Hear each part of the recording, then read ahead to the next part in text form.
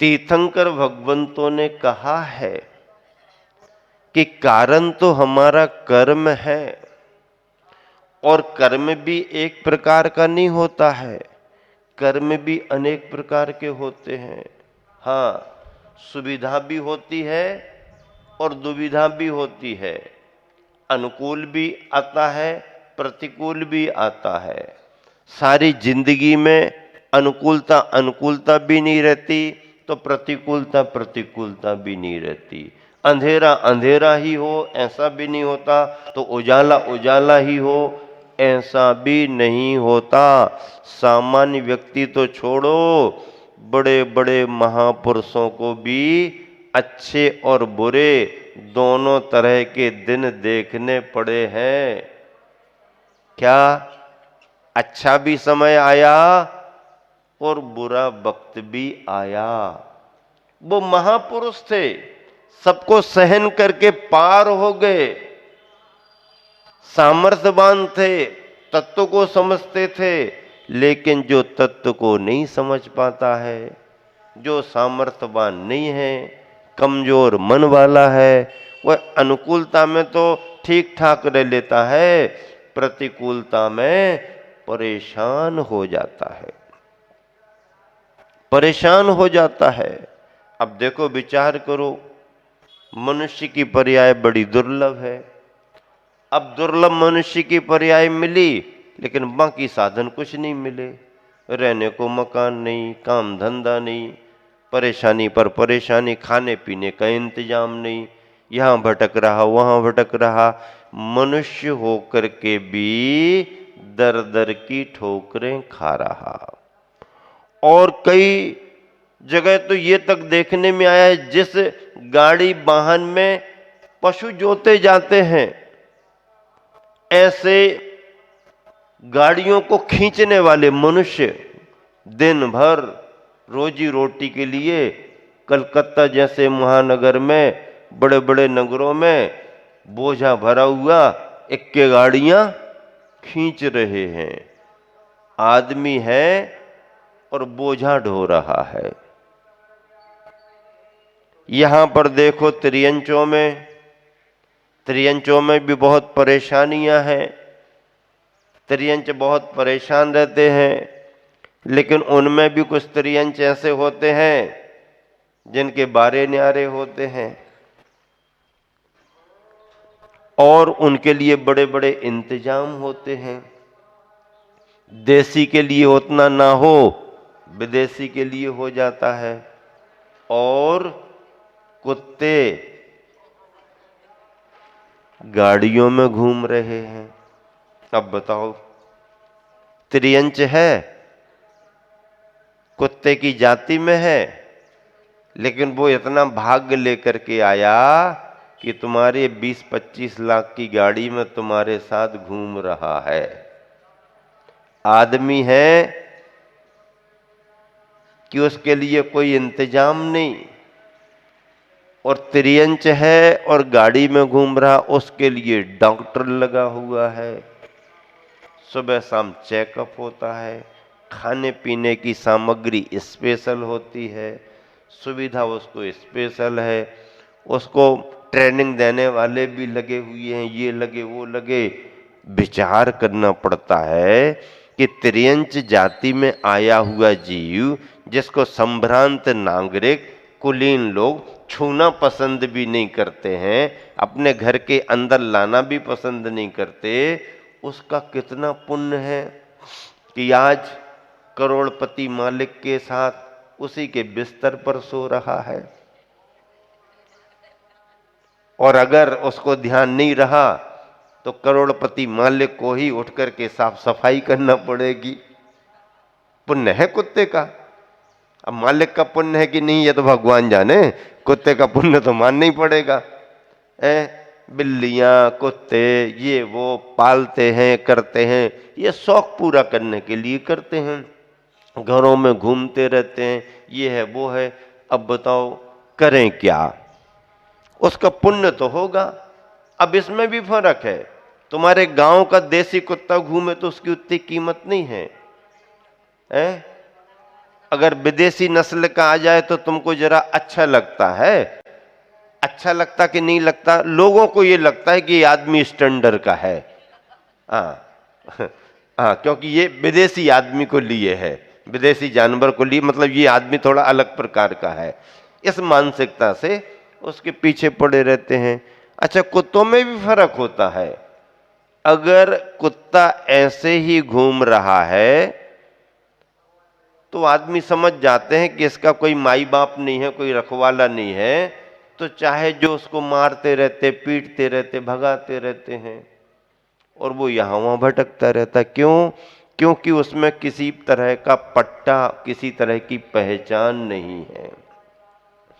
और अगर किसी कुत्ते में पट्टा लगा हो, किसी भी जानवर को पट्टा लगा हो, उसमें उसका नंबर लिखा हो, उसमें उसकी कोई पहचान बनी हो, तो फिर आदमी हाथ भी नहीं लगाता। भैया अभी कोई शिकायत हो सकती है, हाथ भी मत लगाओ। तो अगर बिना पट्टे का कुत्ता है तो ऐसे ही घूम रहा है, और जिस कुत्ते को पट्टा लग गया है वह नजरों में वीआईपी बनता जाता है, उसका महत्व बढ़ता जाता है। ऐसे ही इंसान भी दो तरह के होते हैं, एक बिना पट्टा वाला और एक पट्टा वाला। जिस पर धर्म का पट्टा लगा हुआ है उसकी कीमत हर जगह हुआ करती है, और जिस पर धर्म का पट्टा नहीं लगा हुआ है उसको कोई पूछने वाला नहीं। धर्म सभा में सम्मान के समय दुपट्टा क्यों पहनाया जाता है? पट्टा पट्टा क्यों पहनाया जाता है? भले आप वहीं रख करके चले जाते हो, लेकर के नहीं जाते हो, लेकिन उतनी देर भी आपको अगर सम्मान के साथ पट्टा पहना दिया गया तो आपकी विशेष पहचान बन गई।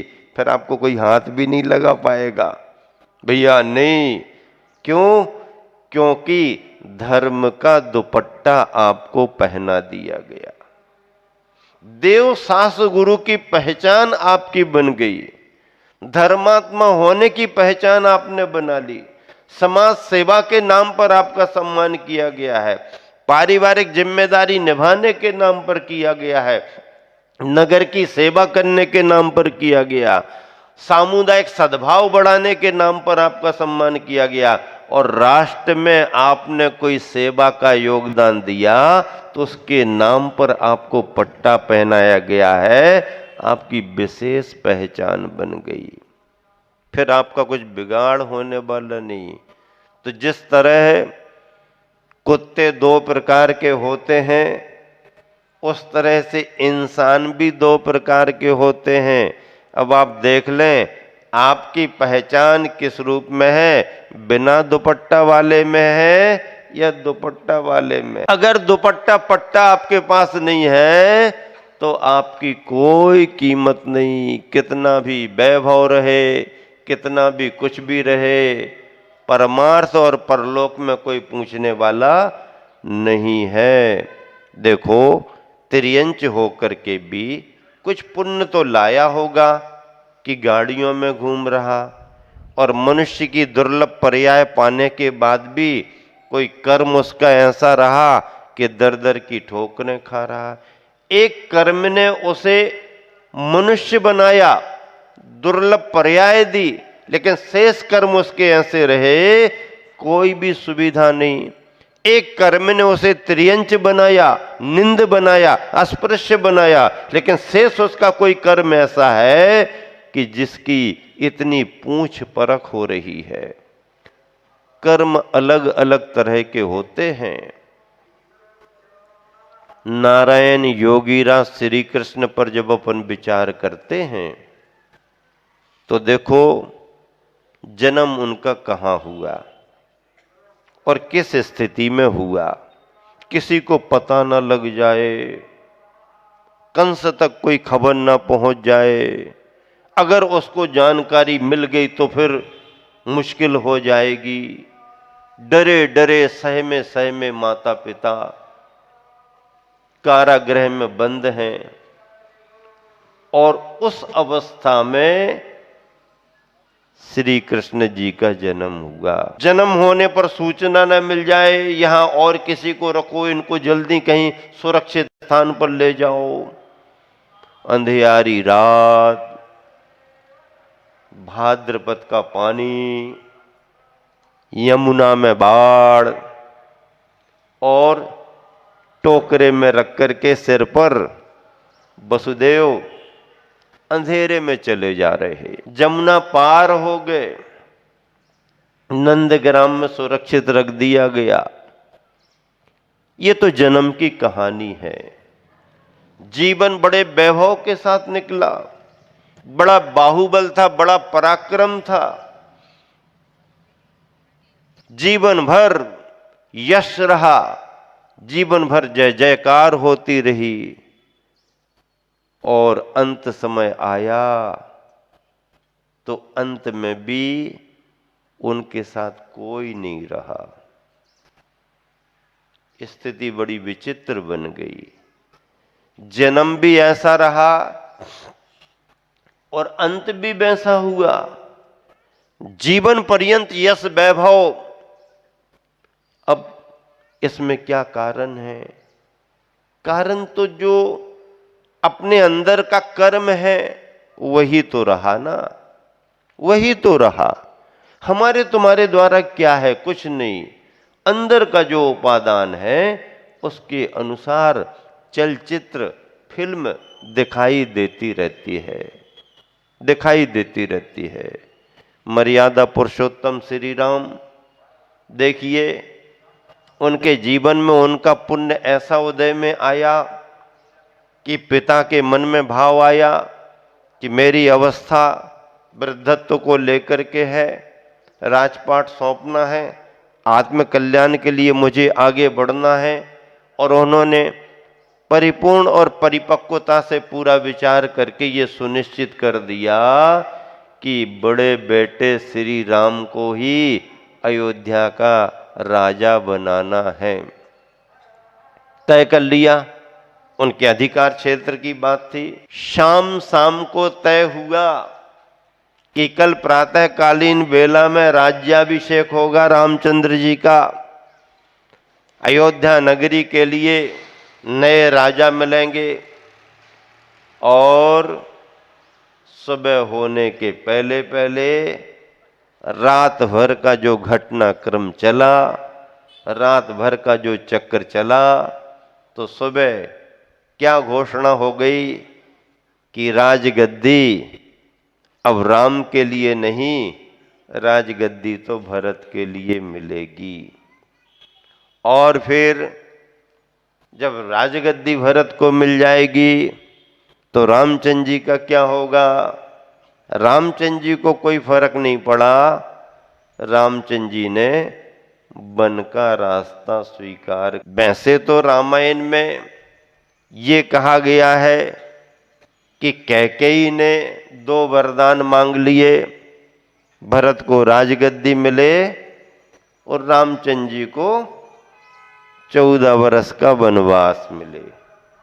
लेकिन जैन रामायण ने दोनों में से एक बात को स्वीकार किया है पद्म पुराण में कि भरत को राजगद्दी मिले, यहां तक तो ठीक है, लेकिन रामचंद्र जी को वनवास हो ऐसा कैकेयी ने नहीं कहा। फिर रामचंद्र जी वनवास क्यों चले गए?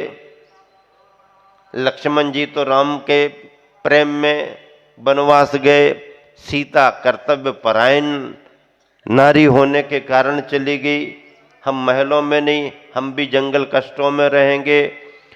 लेकिन रामचंद्र जी जंगल क्यों चले गए, वनवास क्यों चले गए? तो लिखा यह है कि रामचंद्र जी बड़े थे और उनके मन में आया कि मुझ बड़े भ्राता के रहते हुए भरत राजगद्दी पर नहीं बैठेगा। भरत को वो बहुत अच्छे से जानते थे, भरत का स्वभाव, भरत की विनम्रता उन्हें मालूम थी।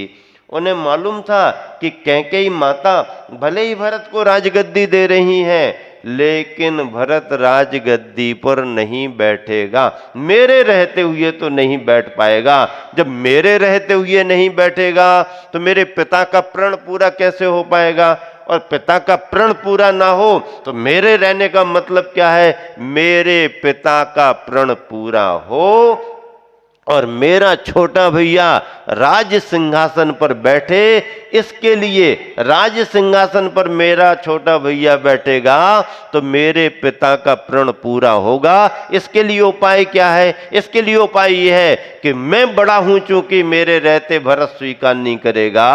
अब रास्ता यही है कि अपन राजधानी छोड़ करके निकल जाओ, भैया को अपने आप बैठना पड़ेगा। श्री रामचंद्र जी मर्यादा पुरुषोत्तम के रूप में सभी को समझ में आने लगे। कितनी बड़ी मर्यादा का पालन कर रहे। मेरे रहते छोटा भैया नहीं बैठेगा, अपना काम है, अपन यहां से निकल जाओ, भैया को अपने आप बैठना पड़ेगा। कितनी बड़ी दूरदर्शिता। और अपने कर्म पर, अपने भाग्य पर कितना भरोसा। किसी को ये कह दिया जाए कि कल आपके लिए राजा बनना है और सुबह सुबह ये कह दिया जाए कि नहीं बनना, तो हो सकता है कि वह दूसरे तरफ का रास्ता अपना लेते। ठीक है, पिताजी ने हमारे को दे दिया है, माँ नहीं मान रही तो नहीं मान रही, पिताजी ने तो कह दिया है, मेरा अधिकार बनता है, और कोर्ट में चले जाते, चुनौती दे देते, ये कर देते, वो कर देते। नहीं, ये रास्ता नहीं। ये धर्म का मार्ग, धर्म का पथ जिसे उन्होंने स्वीकार किया। अपने भाग्य पर विश्वास। हमारे कर्म में एक कुछ ऐसा आया कि शाम को ये होना, वही रात भर में कर्म का चक्र ऐसा बदल गया कि सुबह दूसरा होना। जीव के लिए जो कर्म का बंध होता है, कर्म उदय में आता है, उसका फल मिलता है। कर्म की प्रकृति ऐसी उदय में आ रही होगी कि उस प्रकृति से प्रभावित होकर के उनके नाम की घोषणा हुई, और रात भर में कर्म की प्रकृति ऐसी बदल गई। निमित्त कोई भी बना, कई निमित्त बनी, कोई भी निमित्त बना, लेकिन निमित्त बनने पर कर्म की प्रकृति ऐसी बदल गई कि सुबह होते होते रामचंद्र जी राजधानी से बाहर और भरत राजगद्दी पर। लेकिन भरत भी भरत ही था, राजगद्दी पर बैठा ही नहीं। जब उसे मालूम चला तो उसे बहुत बुरा लगा, मनाने के लिए जंगल में गया। लेकिन मर्यादा पुरुषोत्तम ने बड़े अच्छे तरीके से समझा दिया कि रे भरत, मैं तेरे को जानता हूं, तू मेरे को भी जानता है। कैकेयी भी अपनी माँ है, माँ के बारे में कुछ सोचना नहीं है, जो हुआ सब ठीक हुआ है। तुम्हारे लिए ही, पिता का प्रण पूरा करने के लिए सिंहासन पर बैठना पड़ेगा। और मजबूरी में भरत को वनवास से, जंगल से वापस आना पड़ा। और आया भी तो आपने देखा होगा, मैं जाऊंगा भी, मैं राज्य करूंगा भी, तो मैं नहीं करूंगा, आपके पादत्राण खड़ाऊं ले जा करके उसे सिंहासन पर रखूंगा और राज्य का संचालन करूंगा।